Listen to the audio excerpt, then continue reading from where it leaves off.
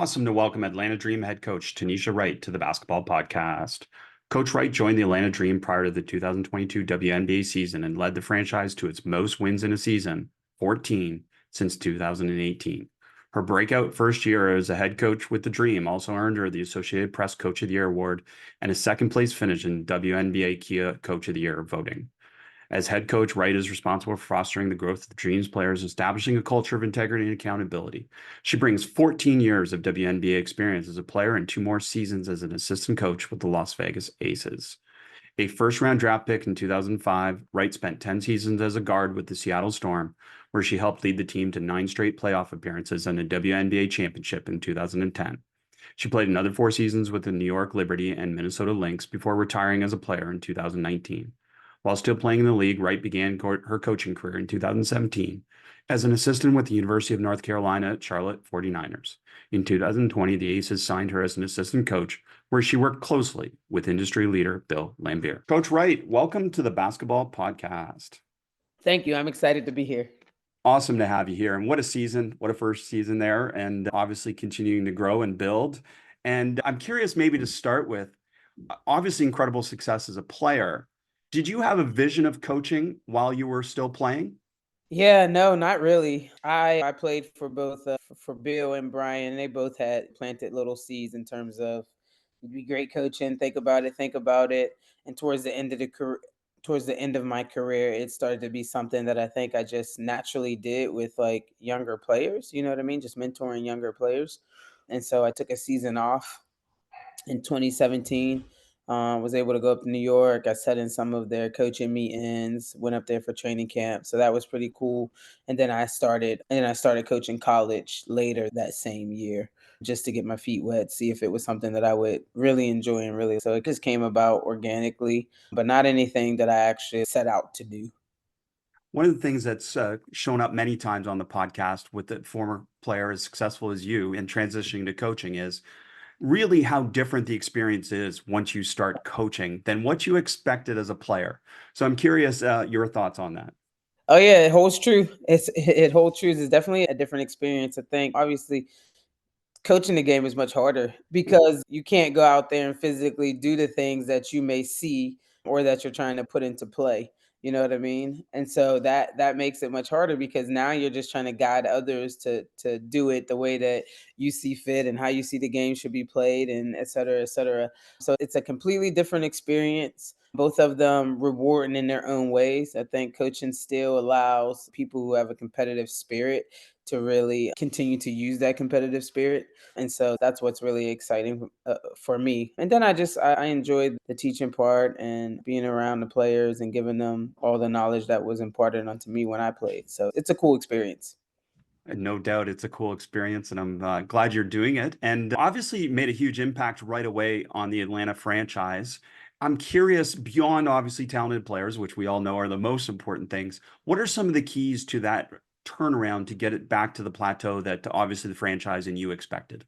Yeah, I think obviously it's with the talented players, but it's also with the people that you want to surround yourself with every single day. Like the W is a grind, you know what I mean? It's rewarding, but it's also work, you know what I mean? When you come to the W, you expect to work and you get great rewards with it. And so every day that you're doing this and you're chopping at it and you're trying to build every single day, you want to be surrounded by people that you enjoy being around. So that was number one, I think, for us as we took this thing over.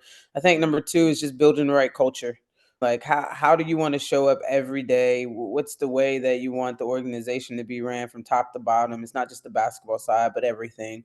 And so building out the right culture. And I know culture is such a buzzword these days, but it matters. It matters. How you do anything is how you do everything. And so those things set the precedence for your success on the court as well. So that was really important. Those two things were really important to us as we tried to change this thing around and where we're sitting at now. And we think that we've done a pretty good job and we just want to continue to build on that. I've heard others in private conversations say that building culture, for example, in the WNBA is one of the hardest things to do because players are obviously they're coming right off another season usually. Obviously, it's in the summer as well, so these different types of influences, whether it's national programs or coming from other seasons, Yeah. and really a short season relative to other professional leagues. So talk to us a little bit about how you approach building culture from day one with these players that again have often come from playing other seasons. Yeah, I think you have to exhibit it yourself. I think how you carry yourself and the people within your organization, how they go about carrying themselves. I think that's the first example to how you build the culture. You know what I mean? You make it a place where somebody's going to be uncomfortable if they don't fit the culture, if they don't fit the things that the way that you're doing it, obviously in the right way. So I think just setting a standard. Hey, this is how we do things from day one. You know what I mean? We're not going to accept anything less than this because this is how we want to do things from the top to the bottom. So I think setting that standard from day one and then standing on that, not altering, not wavering, not changing. It doesn't matter who comes through. Obviously, these are professional women. You know what I mean? They're professional women players. And so there's leeway in certain ways, but you never change the standards to what your culture is, what your foundation is. The foundation has to be rock steady. And so I think that's how you do it from day one. How do you get beyond as a former player? How do you get beyond that mentality of it worked for me and truly invest in your learning and development as a coach? Yeah, that's a great question. I was fortunate enough to I played majority of my career in Seattle. I played my first 10 years in Seattle, and then my latter years I played in New York. And the group that we had in Seattle, we were very business-like. Like we show up, we do our job, and that's just what it is. But when I went to New York, it was a different experience. Like it was a childlike love for the game. Like they wanted to be jokey and always having fun. Like nothing was serious. You know what I mean? And that also worked. So I had the great experience. I had the great opportunity to experience that. And that right there did it for me. That experience did it for me. It proved and it showed to me there's more ways than one to skin a cat. And you can still, and we had great success in my years in New York. And so I learned right then and there, firsthand experience, that there's different ways to get the job done. And you have to be open to seeing those different ways, to experiencing those different ways, because people have won completely different, no matter which side of the coin they've been on. You know what I mean? Success just looks different, and it's never a one size fit all thing when it comes to that.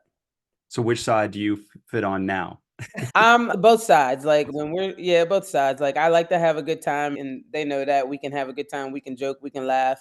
But I'm also serious. I'm also intense. And when it's time to get to work, it's time to get to work. But I'm on both sides of it now, which I see that it's important, especially with this generation. It's a younger generation. And so they're used to being a little bit more freer. But I do recognize in the times where I'm like buttoned up and straightforward and intense, like they rise to the occasion. So it's necessary. It's both sides is very necessary for our success, at least. Love it. And you mentioned coaching professional players but at the same time, as Coach Wright still has to hold them accountable to doing the things that she wants them to do to be the best version of themselves and obviously for the team as well. So can you take us inside what it looks like for Coach Wright to hold a player accountable to doing something? Yeah, good question. Another good question. I think practices are the easiest ways, right? Like paying attention to detail. If I'm asking you to get to the X and the X is in the corner, don't stop two lines short. Don't stop two steps short. Get to the corner. And even if that means we have to blow your whistle, even if that means we have to point it out, like whatever it is, I think you got to hold we practice the small details, holding people accountable to the small details so that the bigger things that matter, they can be able to do those at the drop of a dime. So I think that's it. The same, like we find people if you show up late, like we have a standard. Like we're not showing up late to meetings, we're not showing up late to the training room. Like all those things matter, and you're gonna pay a price for those for not adhering to those kind of things. So that's accountability, and it's not just the players; it's myself as well. If I feel like I've come into a game and I didn't do my job, I will absolutely come at the end of the game and tell the players, "Hey, y'all, this is on me. Don't worry about it. I wasn't good enough today." You know what I mean? So we like to model it from the top down. You know what I mean? And I think those are some ways that we try to hold people accountable and players accountable. I will make sure I get to that line, coach. I will get to that exact spot. Don't worry. And maybe play design. Let's approach it from play design first, because obviously you have a lot of strengths on your team and you have a lot of potential Yeah. non-strengths on your team as well. So maybe take us inside, identifying and leveraging the strengths of each player on your roster to maximize a play. Yeah, so we play a very open style of basketball where we actually don't have a ton of plays. We don't. We have a handful of go-tos that we will go to, but the reason why we play the way we play because we don't like putting players into boxes. We don't like to say, "Hey, this is the only thing that you're good at." No, like players are multidimensional and can do multiple things. So for us, we start in the open. So we got four out, one in our offense. So we're setting a lot of screens so players can make reads off of those screens. If I set you a down screen, you have so many different options. You can use the screen, you can come straight up for a shot, you can curl the screen into the paint and get a layup, you can fade on the screen and shoot a three, attack a closeout. Like it allows our players the opportunities just to use all of their strengths. Now, some players have certain strengths where those strengths are top of the line and we want them and we absolutely want them to use that. Like Leash, we know it's almost impossible to stop Leash from getting to that left hand pull up. So if we're going to design a play, we're going to design a play where Leash can get downhill to that one dribble left hand pull up, or she can get to a layup. You know what I mean? Going to her left. And I think that's just in general, but we like to play an open style so that our players aren't put in a box and they can use all their strengths. That brings up another question about, obviously you mentioned like certain players have these like unstoppable moves that they're just Yeah, so good with. But when yeah. it comes to player development, how much of that is like we're trying to shape something different versus we're trying to just build on what they already do so well? Yeah, I think you're always going to build on what players do. We have a full-time personal development player develop excuse me, we have a full-time player development coach that lives in Atlanta full time. So if our players aren't headed overseas and they're in market and they want to get work in, we provide that for them. So you're always going to build on what somebody's strengths are, and then every player has room to grow. We call it areas of growth. We don't want to say it's a negative. It's not a negative. It's just an area where you need to grow at. And so we're going to focus on that a lot too, because I think what players tend to do is they focus on their comfort zone. You know what I mean? Like we know you can do that already. This is an area where you need to grow and stretch yourself. So let's do that. Let's hit this in the off season. Let's continue to rep the things that you're good at, but let's continue to add. I think that's one of the regrets I think I have as a player is just not always focusing, not using my off seasons to focus on adding to the bag. You know what I mean? Okay, yeah, I can get to this right hand, and it's pretty good. But what if I get this right hand pull up where it's stronger? So I think you're always gonna work on the things that you're good at, but I think focusing, honing in on the things that you're not good at is really important. Love it. And you've been through a lot of different versions of basketball as a player and as a coach now, Yeah, yeah. especially with data and analytics. So I'm curious your perspective. What role do analytics play in your coaching strategy? And then, probably most importantly, how do you balance data-driven decisions with the intangible aspects that you already referenced there? You have to have both. I think you have to have a good doses of both. I think where the data really shows up in terms of my coaching is really like how we prep for practices and different things like that, like making sure that the players are going to be fresh, making sure that the day before we're not on their legs too much. Like we use a lot of data and a lot of analytics in terms of our prep work, getting players prepared so that when they step on the court, that's all they have to focus on is playing the game. They're not worried about, oh, their legs are tired or oh this. So that's where mine comes in a lot. And obviously we look at opponents and what they're best at and we try to strategize with that in terms of coming up with a scout and taking those things away from them. So I think it's important, but I think when it comes to like evaluation and evaluating players, you have to have a great feel for the player too. And the eyeball test, like it's been used for years and years and years, the eyeball test, and so people have done pretty good with that too. And data and analytics is just starting to surface really. And so the eyeball test has worked, but I think there's a place for both of them mixed in together, not 100% one way or 100% the other way. Absolutely. And removing the eyeball, maybe from a defensive lens, are there any analytics on defense that particularly resonate with you as a coach? Defensive analytics. Yeah, I think when you're talking about effective field goal percentage, I think that is a, if you look at the analytics on that, is a high indicator in terms of success defensively. You know what I mean? So paying attention to that. I think the analytics on rebounding, I think that, but I don't think you need analytics for those things. I think those things are just part of the natural progression of of the game of basketball. Like, if you can rebound the ball, you put yourselves in a really good position to be successful. So yeah, there's always some.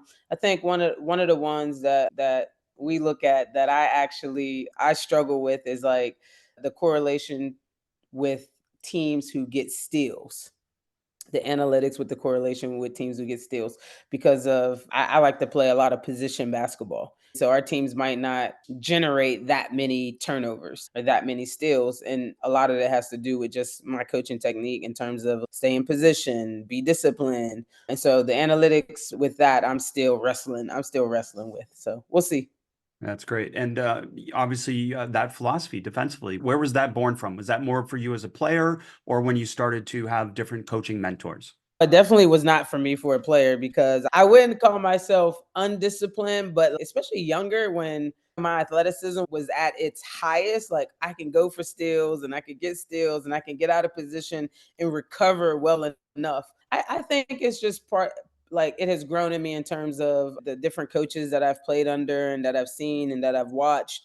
So I think that has played a huge part in what I think. And I guess my belief is that you give your team a great opportunity to be successful on any defensive possession if you can keep the ball in front of you, if you can keep people in front of you. So that's why I say a lot discipline, but who knows? We'll see what changes I make this upcoming season.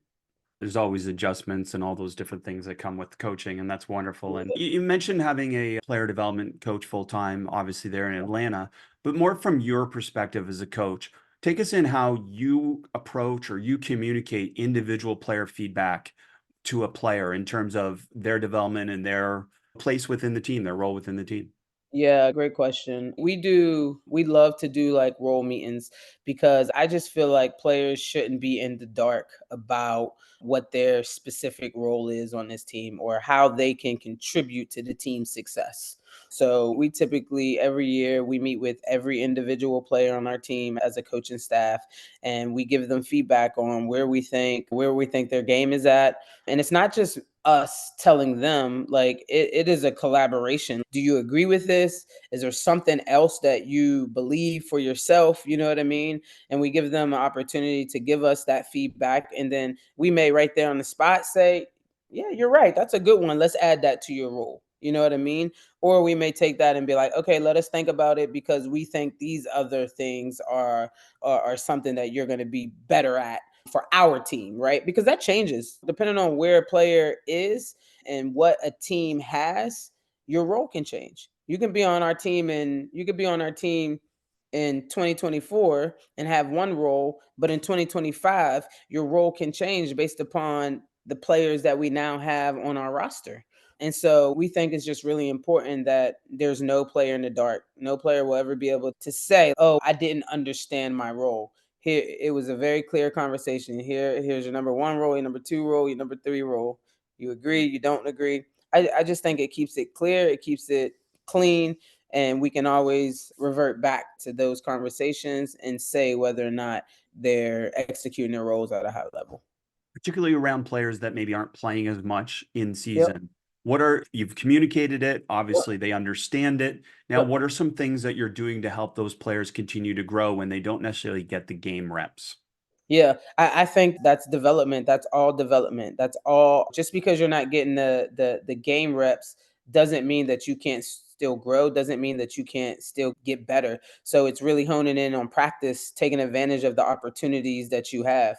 So if we have a 20-minute skill development workout as a team, like you're being focused during that 20 minutes. You're using that time to get better, because that is your time to get better. You know what I mean? And then when you have opportunities, I like to tell our athletes a lot that, especially in the game, when the score is what it is and like the last 3 minutes we're putting in some subs, like this time is still important.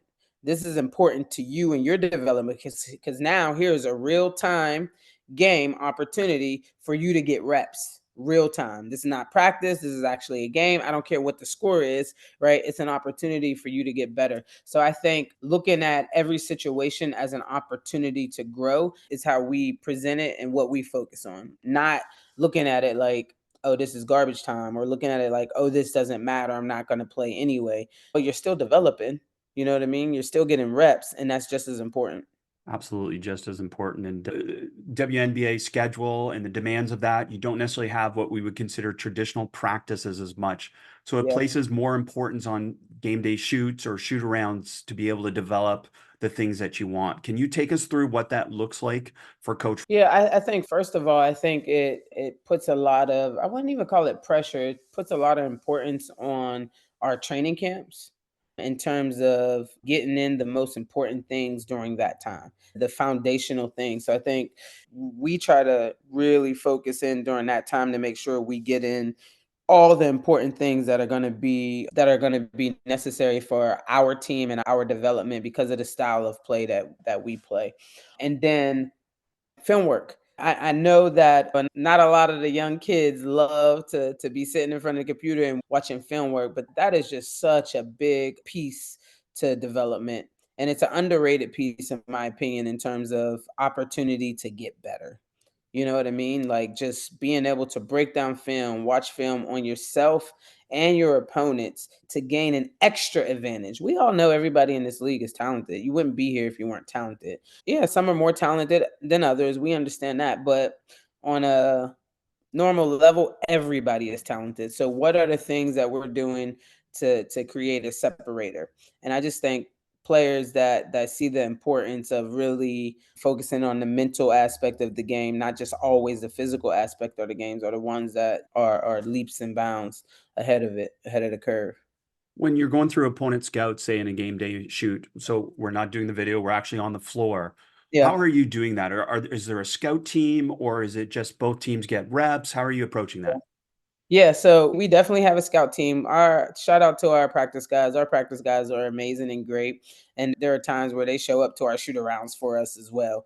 And like I said to you earlier, like everybody's all in on this. It's not just us coaches and us players. It's our scout team, it's our support staff. If we don't have enough for a scout team, our support staff will jump out on the court and emulate other team sets for us so that we can get good reps on it.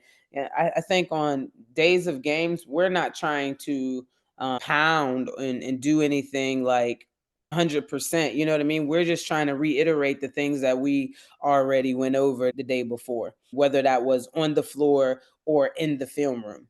You know what I'm saying? And so for us, like we'll use a scout team.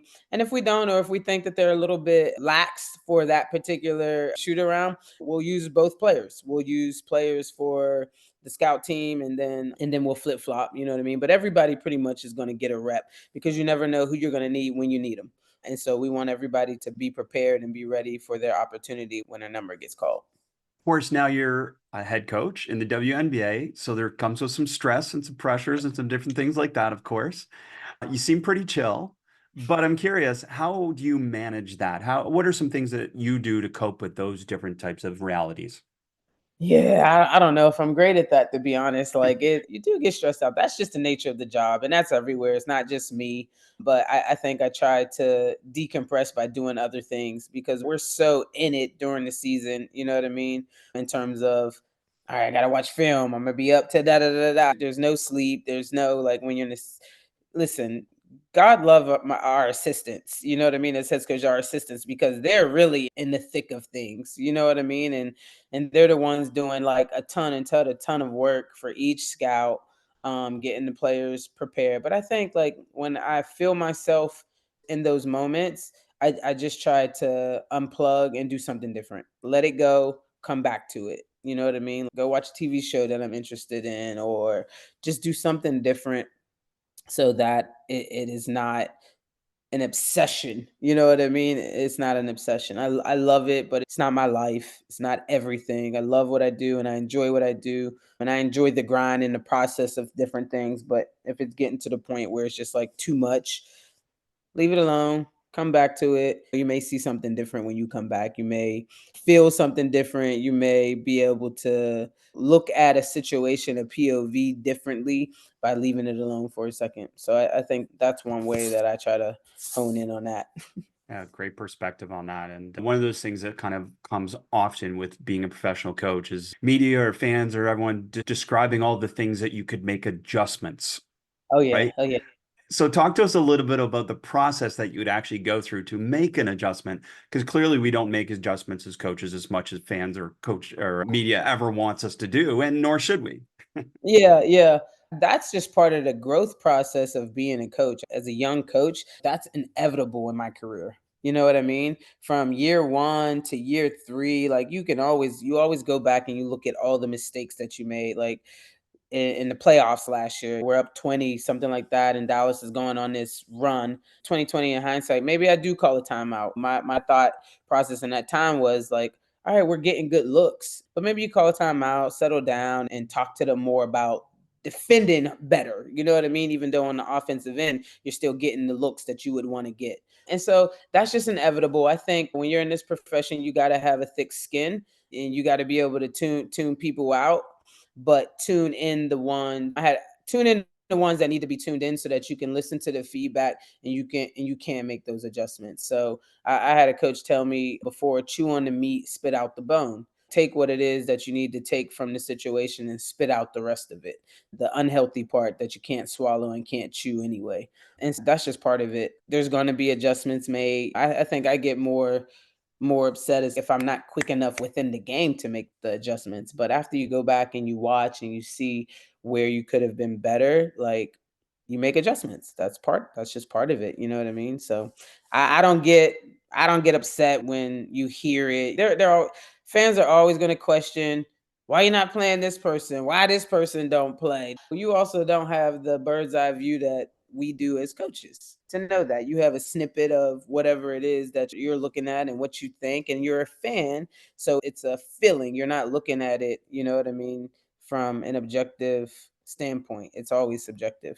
You know what I mean? You referenced your growth as a coach, and you just highlighted so many things with that. But curious this offseason, again, off season being a misnomer. There's really no off season. But Okay. for you, have there Yeah. been any special projects that you dove into in terms of your development or for your team's benefit that you can share with us? Yeah, I think one of the things, like again, I mentioned earlier that we play a very open style, read and react type offense. And I think we want to continue to add to that every year, add different layers to that read and react. So this offseason, I really focused on researching different teams that play read and react, or a style or a version of read and react. Because my version is different than Villanova's version, different than whoever's version of read and react. So this offseason, I really honed in on looking at different people's versions of read and react and trying to take a different layer from those different versions. I love that. And you mentioned playing conceptually, or one of the challenges with that is obviously to be able to give them a structure, but then be able to balance that structure with giving them freedom and Yes. balancing too much freedom with not enough freedom. And Yeah. those are some tricky things, aren't they? It's very tricky. That's one of my growths, right? It's one of my growths coming into this year, because I don't think that we did a great job of our shot selection at times. We could have been much better, but that's on me because of the freedom that I've given our players and that I want the players to be able to play with. And so now everybody thinks that any shot is a shot as long as it was an open shot, and that's not necessarily always the case. So I have to do a better job of letting them know that they do have freedom to make decisions and different things like that, but also let's put some parameters in place, some structure in place, so that they can still be the best version of themselves within that freedom. And within that, obviously, comes up shot selection. So talk to us about how you help players understand what's a good shot for them and for your team. Yeah, I think we do it by setting roles and setting understanding, like this shot for this player makes sense because this player shoots at this percentage. So this shot for this player makes sense, whereas this shot for you doesn't make as much as sense. It doesn't, I'm not sitting there saying that it's not a shot that you can't make. You probably can make it. But if you're taking these shots, that's two less shots that this person is taking who's better, maybe better at that type of shot. So it's just conversations. And again, I think it's always giving players the confidence that you have confidence in them, but I think highlighting areas where they shine at so that they understand, like, all right, I shine at this, let me focus on this. I think that's the key to it. Listen, I have confidence in you.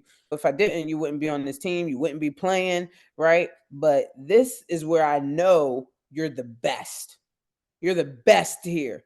So let's put you in the best situation possible. I never want you to look crazy out there. I'm going to put you in the best situation as possible. Trust me that I'm going to do that. And then let's see how it works. If it doesn't work, okay, we'll come back to the drawing board and we'll try something different. So I think it's just open dialogue, open conversations with players about where we see them shining, where we see them shining the most. Obviously, all positives right now. I've got two daughters, growth of basketball, lots of positives going on, but still, obviously, a lot of work to do. So, can you share your thoughts on the evolving landscape of women's basketball and maybe the opportunities that you foresee in the future? Women's basketball is amazing right now. If you're not a believer right now in this given space and time, then you'll just never be a believer. The play, the amazing athletes, like not just the W, you look at the collegiate players and the things that they're doing. You look at Caitlin Clark and what she's doing. Like she's galvanizing like cities and states, and no matter where she goes, like she's bringing crowds. And you look at South Carolina and what Dawn is doing. You know what I mean? Everywhere South Carolina goes, you got celebrities texting Dawn and tweeting Dawn and showing up at the South Carolina women's basketball games. So our game is in great hands. I think Dawn does a great job of promoting women's basketball and putting us and continuing to put it on the map. Obviously, the W, we do a great job of, the players do a great job of being amazing role models for young athletes, people to look up to and aspire to. And so our league is just amazing right now. I think women's basketball is just amazing right now. The growth that's happening and the notoriety that's being attained right now is something special. And I think it's just gonna continue to do that. I think it's very evident that in 2026, Golden State will have a women's team, and I'm sure more teams will come to add. So I think the future is bright. The W is growing because of the popularity of women's basketball. And so we have some great things to look forward to here in the future in women's basketball. Yeah, it's going to be fun moving forward. And do you foresee anything that you would like to change, maybe about the W, that you could share with us that it's on your wish list of things that could change, that could help grow it or to help make it better? Yeah, I think it's getting there. I think obviously expansion is something. I think it's inevitable, but I think we have to be very cautious with how we do it. You know what I mean?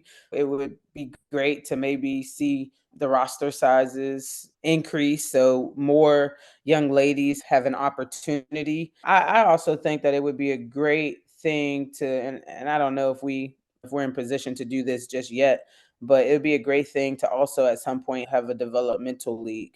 You know what I mean? Because there are so many young ladies coming out of college who want to pursue playing professionally, and obviously they know the W is the best of the best, the cream of the crop, so they want to take a crack out of that opportunity. And so maybe having a league that we can develop some of these players who aren't making some of the rosters because they're short, because we just don't have a ton of teams yet. So I think that's something that I would love to see in the near future. I think our NBA counterparts, I think they do an amazing job of supporting the W. So them continuing to support the W, would be great to see more of them as owners as well, just to continue to show that support that they have, because our NBA counterparts, like, they game recognize game. You know what I mean? And they really do a great job of, I think, showing to the public that they respect the games of the players in the W. So I think all that is all encompassing, and those are things that I would love to see happen, and I think they will happen. I love that perspective on the development league in particular, because there just are so few spots for so Yeah. many great players now. And that makes it good because your roster is filled with really good players, right? Oh, yeah. Oh, But yeah. that's also a challenge for you as a coach, isn't it? Yeah. Trying to play all these good players. I always looked at it and I have a unique perspective because I've been in a lot of different positions as a player, right? I've been the player who didn't play as a rookie. You know what I mean? I've been the player who the starter got hurt and now I'm thrown into the fire. I've been the player who worked their way up and now they are a starter. You know what I mean? And so I've been in a lot of different positions. I just try to focus and tell these players like your turn will come, right? Continue to be prepared, continue to do the work so that you're prepared when your turn comes, when your number is called, that you're ready to step into that opportunity. I think a lot of times, especially with the younger players, sometimes it's like they want it, but they might not necessarily be ready and prepared when it does come or when their shot does happen because coaches go off consistency, right? And what they can trust. Let's be honest. So it's, if I give you this opportunity or if an opportunity presents itself and you're not ready for it, then the next time an opportunity presents itself, then my position might be different. So it's just you got to continue to work and do the work so that when it presents itself, you're ready to step into it. I love that phrasing, coach. Coaches go off consistency and what they can trust. That's really good phrasing. And maybe you mentioned not fully when you were playing, thinking about coaching as a possible career. I'm Yeah. curious now, do you have any advice for aspiring, particularly women, aspiring women who would like to go into coaching? Yeah. I think in general, and this is not just in coaching, I think this is just in life, find a mentor. Like the one thing that I was super, super blessed with was I went to college first. And I coached under Kara Consuegra. And when I say find a mentor, find somebody who wants to teach you how to do whatever it is that you're trying to do. Because it's one thing to go into coaching and you're helping somebody, et cetera, et cetera. But Kara was amazing with wanting to teach me, wanting me to have the opportunities. And so I was blessed with the opportunity to do a lot when I was at UNC Charlotte. She trusted me with a lot. And so that helped me grow. It helped my confidence. It just helped me continue to grow as a coach. And then from there, I coached under Bill Lambier, who, when I got there, the same thing. I had the opportunity to do a lot, to run practices. And so when I got this opportunity, I, you're never ready for it, but I feel like I was prepared for it because of those different coaches allowing me to do a lot and teaching me how to be a good coach. So I think finding a mentor, I think that's important. And I think doing the work, not being afraid to do work. Like this is sometimes a thankless job where it's you're doing it, you're not getting seen, and that's okay. Keep putting your head down, keep doing the work because you will get seen at some point. And again, the same thing. And when that opportunity comes, you want to be prepared for it. And the only way that you can be prepared for it is by continuing to do the work. It's great. And obviously, the value of the mentor to you. And are you now in a place where you are mentoring some young people in terms of I their aspirations? Yeah, I sure hope so. I really do. I think we have two positions. I think we have a former retired player transition program with our organization, and so they're privy to our coaching meetings. They're with us a lot during the season. The only time they're not with the coaching staff is when we're on the road. That's when they get to be on the business side of things. But other than that, they're in our practices, they're doing our videos, and so that's something that I take serious, being available to that position. And then we also always or have had on our staff a young former player who wants to coach as well. And I think just being available and open to teaching and giving them opportunities to grow, to make mistakes, to learn is something that I hope that I'm passing along. Absolutely. And what are you most excited about heading into this season, coach? Yeah, it's funny. I'm most excited. I love obviously our pickups. I love our free agents that we were able to sign with Tina Charles, Jordan Canada, Aerial Powers, Nia Coffey coming back. Like those are all great pickups for us. I'm really excited just to see how we compete every single day in practice. That's what's exciting me the most. I think we have a competitive team. I think we're gonna have a tough team. It won't be without its bumps and bruises because that's just part of sports. But what I'm most excited about is to see this group of new and old players come together and compete their behinds off. And you mentioned that competitive part of it. What are some things that you're doing within practice, maybe to be able to create those competitive opportunities for your players that you get excited about, and obviously they do as well? Oh, drills. Like majority of our drills in practice are competitive. Like we're competing, whether it's three teams, whether it's the red team, the black team, and the guys, like we're competing. So guys are in those competitions as well. So we're always figuring out ways where they can be competing against each other and they can be looking at each other. And it's a very healthy competition is where they want to win. You know what I mean? And so we do a lot of drills within practice, especially in training camp, that focus on always competing. So they always have those competitive juices flowing no matter what. Coach, when I said off season, obviously we already said it's not really an off season, and certainly you've been immersed in USA basketball stuff as well, and that's got to be just an incredible experience. But talk to us a little bit about that experience and maybe some of your takeaways from that. Yeah, first of all, what an honor to be asked to join them in any capacity, but as a scout coach, so I was able to help out in training camp in November in the fall, which was great because you're surrounded by such amazing athletes, the top of the top. These are the best in the world. So you're learning like I'm there to learn just as much as I'm there to add to the coaching staff. I'm learning from the players. I'm learning from coaches, Coach Mike, Coach Reeves, Coach Miller, and so it's just a great learning opportunity and a great experience to be there and be immersed in that and to represent your country. So that was great. Just came from Belgium with the qualifying tournament. So again, that competition was great, you know what I mean? Being on the international scene and being back overseas. So it brought back some memories of playing career and overseas. But all in all, just to be involved with USAB is such an amazing honor. And it's something that I think coaches, players, they dream of having that opportunity. So I'm honored. Can you take us a little deeper into your actual role? What were you actually doing? Because I think, again, you already talked about this within your Yeah. organization, how all these small jobs or might be Yep. appear as small jobs are actually big jobs. Yep, great point, great point. So my actual role was scout coach. And so the teams that in the fall, I was only there for a short period of time. So that was when we played Tennessee. And so there wasn't really many scouting duties for that. But when we went to Belgium, I did have an opportunity. So the team that I scouted was the Senegal team. And so just making sure that the players are prepared. There's no surprises. They know exactly what's coming at them.